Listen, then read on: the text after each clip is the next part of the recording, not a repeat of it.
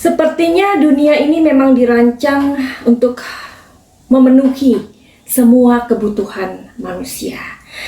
Dan kalau menurut aku ya, dengan keterbatasan pikiranku ini, surga neraka itu tidak hanya setelah kita meninggal, ya kan?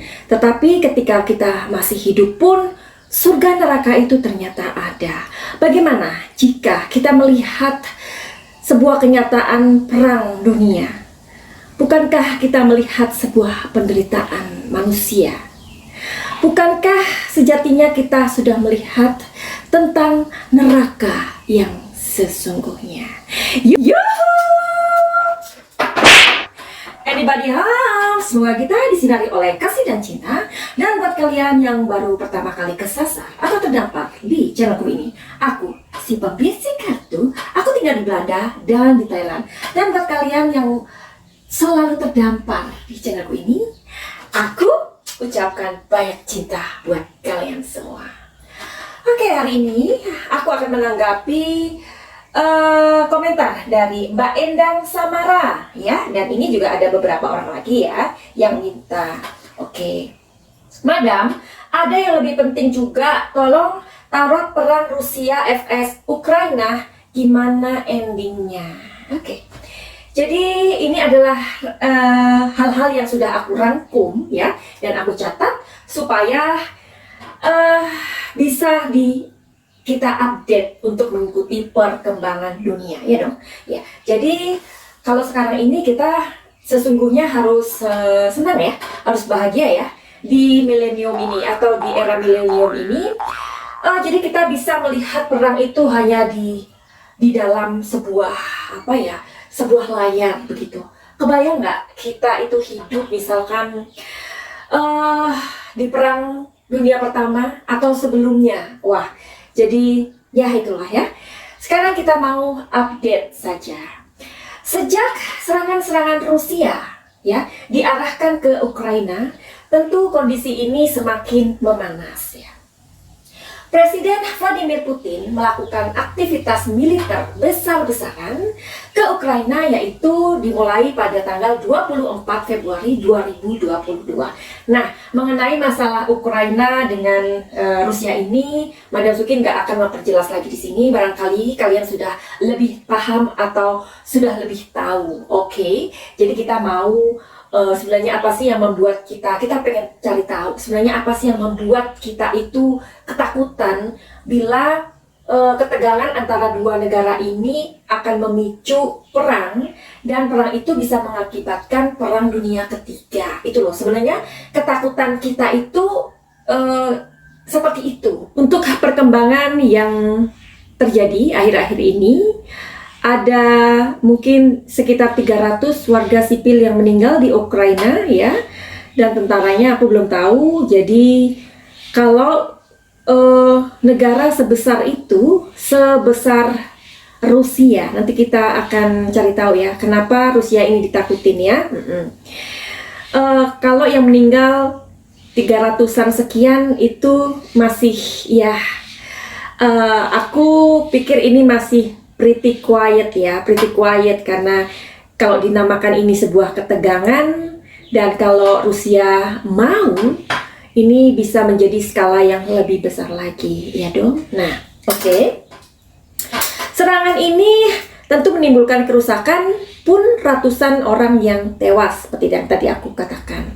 Nah, merespon kejadian ini, negara-negara pendukung Ukraina turun tangan dengan mengirim sejumlah bantuan militer maupun bantuan kemanusiaan.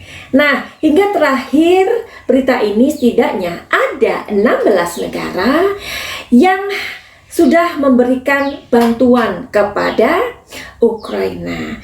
Siapakah negara-negara itu? Dan aku sudah merangkumnya. Nah, yang memberikan bantuan itu tak lain adalah Amerika. Ia mengirim 350 juta dolar. Udah, itu nggak kebayang ya. Jadi 350 juta dolar AS, sekitar 5 triliun. Tetapi kemudian Amerika menambah bantuan lagi, yaitu sebesar 50 juta dolar, sekitar 776, sekian triliun. Nah, terus ada lagi Kanada. Nah, kabarnya Kanada meminjamkan 5,6 triliun. Terus ada Jerman. Apa yang Jerman berikan kepada Ukraina? Jerman mengirim senjata anti-tank hingga bahan bakarnya. And then ada lagi, selain Jerman ada Prancis. Prancis mengirim bahan bakar ya, dan peralatan militer. Terus disusul dengan Inggris. Inggris belum merinci apa yang dikirim. Nah, mungkin Inggris ini masih menunggu apa yang dibutuhkan oleh Ukraina begitu. Nah, selain Inggris yang masih belum merinci, ada negara Belgia. Katanya Belgia mengirim senapan otomatis hingga ribuan ton bahan bakar. Wow. Disusul oleh Belanda. Apa yang Belanda kirim? Nah, ternyata ini juga serem ini ya, Belanda ini ya, di mana Ike tinggal ini ya. Belanda mengirim rudal ya. Rudal ini bernama rudal Stinger dan dana bantuan sebesar 320,72 miliar. Oh my god. Disusul oleh Ceko. Dia mengirim ribuan mortir hingga peluru juga pistol ya. Jadi pistol ini juga dibarengi dengan senapan serbu. Oke, Italia mengirim 1,76 triliun ya uang. Jadi ini adalah sebuah bantuan dari aksi nyata solidaritas rakyat Italia buat Kiev. Waduh, luar biasa ya. Terus ada juga Portugal mengirim rompi anti peluru hingga senapan. Bagaimana dengan Yunani? Yunani mengirim alat pertahanan dan bantuan kemanusiaan. Oke. Dan disusul oleh Rumania. Rumania menawarkan perawatan bagi yang luka-luka, yaitu berupa 11 rumah sakit militernya. Disusul oleh Spanyol. Spanyol mengirim 20 ton bantuan medis dan pertahanan. Oke, sekarang kita mau cari tahu. Seperti yang tadi aku katakan di awal, dan barangkali kalian juga pasti lebih tahu, kalau kondisi ini semakin memanas dan Ukraina mendapatkan banyak sekali bantuan dari negara-negara yang peduli, dan tentu saja di sini Vladimir Putin sudah mengatakan kalau misalkan ada yang ikut campur, ia tidak akan segan-segan untuk melakukan satu tindakan, something like that ya. Nah, sekarang kita cari tahu, kalau misalkan ini semakin memicu atau menyinggung perasaan Vladimir Putin, apa yang terjadi? Itu loh sebenarnya yang pengen banget kita ketahui hari ini, dan dampak dari ketegangan ini di mana? Kalau nanti bisa memicu perang dunia ketiga, jangan sampai ini terjadi. Oke? Dan ternyata masih ada negara-negara lain yang menyusul memberikan bantuan kepada Ukraina, ya. Tak lain adalah Israel, ya. Ia mengirim bantuan 100 ton peralatan medis dan kantong tidur. Ada juga Lituania ia mengirim sistem anti pesawat Stinger hingga rompi pelindung tubuh, dan disusul oleh Australia, ya. Australia memberi peralatan militer mematikan. Jadi peralatan militer mematikan ini untuk melawan Rusia. Oh my god. Terus, halo dunia, bagaimana jika bumi semakin memanas? Bagaimana jika genderang perang ini sudah ditabuh? So, apa yang akan terjadi? Sebelum aku mengintip kartunya, mudah-mudahan hari ini resonate. Menurut berbagai sumber, Rusia ini kenapa menjadi negara yang sangat ditakuti, ya, di dunia? Rusia sangat ditakuti oleh dunia karena Rusia memiliki 6.257 hulu ledak nuklir. Wah, bisa dibayangkan. Dan itu sudah siap di tahun 2021. Maka ini loh alasan mengapa ia ditakuti, ya. Ini menjadikan negara dengan persenjataan nuklir terbesar di dunia. Kemudian diikuti oleh Amerika Serikat yang memiliki 5.500 hulu ledak nuklir di tahun yang sama. Namun, ya, tidak semua senjata ini tersedia. Jadi sekarang bagaimana kondisinya jika seperti ini? Dan kita nggak mau sampai hal ini memicu kondisi Perang Dunia Ketiga. Perang Dunia Pertama sudah sangat menyakitkan, apalagi terjadi Perang Dunia Kedua lebih menyakitkan. Dan mudah-mudahan ini tidak terjadi. Oke. Aku mempunyai kartu oracle yang sangat spesial yang aku mendapatkannya dari sebuah lelang di Belanda. Barangkali oracle ini jarang ada yang punya, ya. Kalau kita ngomongin barang antik, barang lelang, tentulah itu nggak banyak, ya. Sedangkan kalau kita ngomongin barang antik, meskipun hanya kartu, tapi harganya bisa fantastis. Ada kartu antik yang apa ya, seperti ini, ya. Tapi antik dilihat dari tahunnya, ya, tahun pembuatannya dan siapa yang memilikinya. Itu ada kartu tarot antik sampai seharga $10.000, artinya 145 juta hanya untuk benda seperti ini. Oke? Tapi kalau namanya lelang itu kan tergantung, ya, ada yang sampai 50 juta ke atas, bahkan di atasnya, tetapi ini di bawahnya 50. Oke? Dan kartu ini jarang sekali aku pergunakan, hanya untuk hal-hal penting saja. Termasuk waktu itu aku sudah membuat prediksi tentang corona. Ya, aku menggunakan kartu ini karena sangat resonate, ya. Tetapi kenapa aku tidak melanjutkan untuk melihat-lihat tentang corona lagi?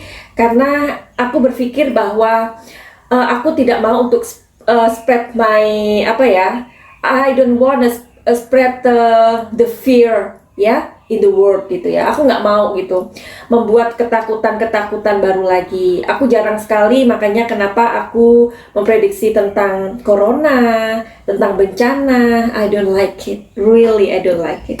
Sebenarnya pembunuhan juga aku nggak suka, ya, karena itu membuat energi aku akhirnya agak terganggu. Oke lah, tapi kalau untuk saat ini aku jarang-jarang menggunakannya, nggak apa-apa, ya. Makanya kalau aku sedang prediksi tentang Subang, aku jarang menggunakan ini, ya kan? Lebih banyak aku menggunakan kartu-kartu yang biasa. Oke, hari ini kita mau cari tahu, ya, bagaimana ending dari tragedi atau ketegangan ini antara Rusia dan Ukraina.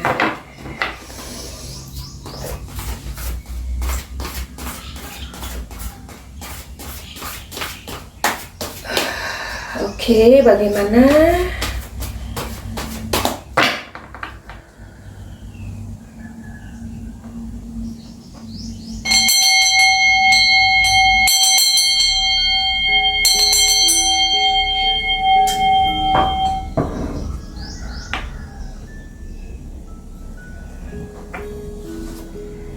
Aku agak deg-degan juga loh, karena aku tidak menyukai perang ya.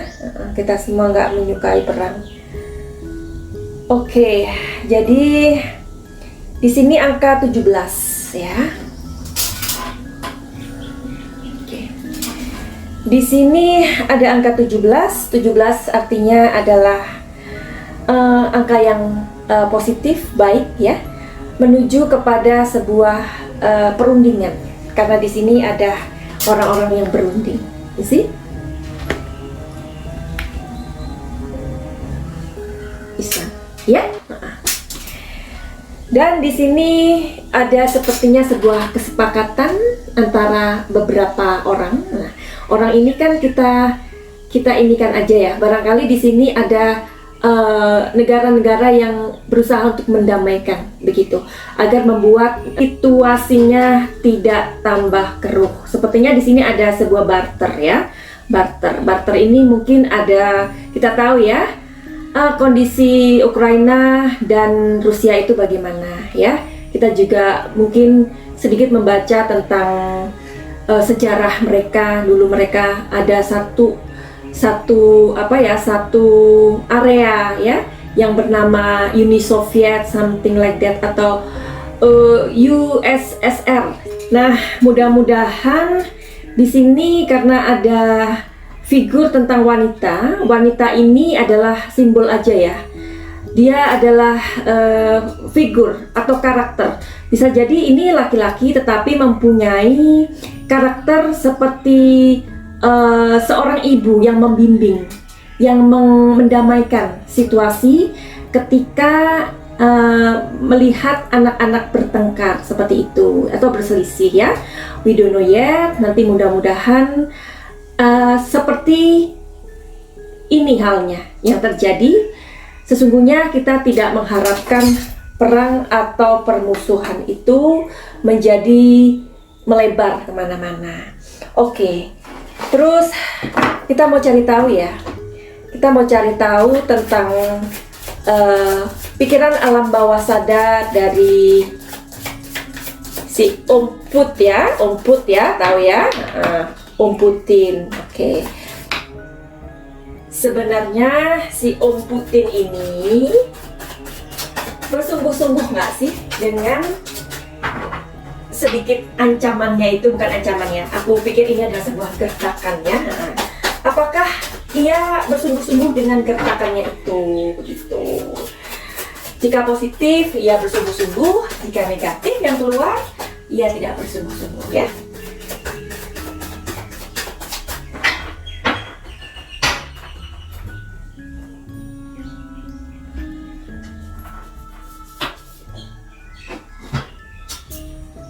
Bisa ya, bisa tidak. Jadi ini 50-50 ya. Karena Om Putin ini kan juga orangnya tegas, sangat tegas sekali. Dan ia juga sudah menjadi presiden sudah sangat lama sekali ya di Rusia. Berarti sudah tidak bisa diragukan lagi ya tentang keputusannya, dan jika ia memiliki keinginan seperti itu. Pasti ia adalah orang yang straight ya. Jadi 50-50. Nah, kita takutnya kan kalau beliau itu marah, aduh, tinggal begitu aja kan. Nah, jadi mudah-mudahan tidak terjadi ya. Terus endingnya bagaimana? Endingnya. Okay. Endingnya, aku mau lihat di kartu yang ini aja. Ending dari perselisihan Rusia dan Ukraina.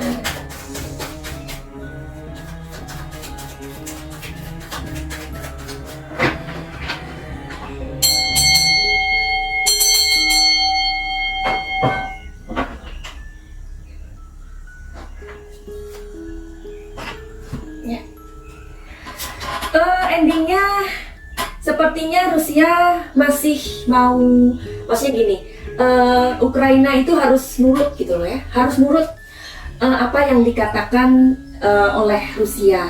Sepertinya ia tidak akan meradang bila keinginannya itu dipenuhi. Oke, jadi mudah-mudahan ya, karena di sini kan tadi kartunya keluar bagus banget, ya. Harus ada orang-orang yang mendamaikan mereka seperti itu ya. Oke, jadi kita lihat aja kelanjutannya.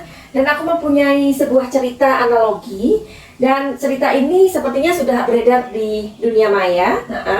Dan aku berpikir, ya juga ya, kalau misalkan ceritanya kayak gini, ya kan? Oke. Jadi ceritanya tuh kayak gini. Bapak Joni bilang semalam sebelum tidur, istri saya berkata, Rusia ini gimana sih? Jika Ukraina ingin bergabung dengan NATO, itu kan urusan dan kebebasan mereka. Rusia tidak ada hak untuk campur tangan, ya.